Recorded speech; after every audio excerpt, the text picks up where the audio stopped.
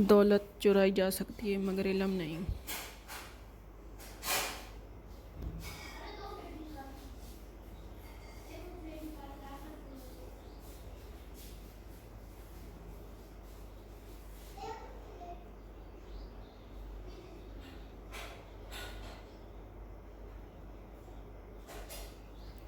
दुनिया और आखिरत की मिसाल दो बीवियों की तरह है, जब एक को राज़ी करो तो दूसरी नाखुश होती है।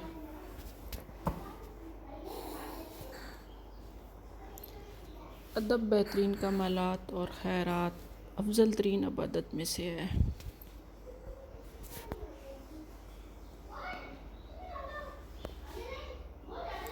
दौलत महदूद है और उसका हिसाब रखा जा सकता है, लेकिन इल्म लामहदूद है।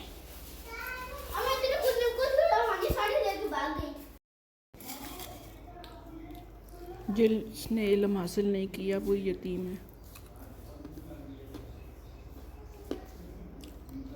इल्म से तजर्बा बेहतर है।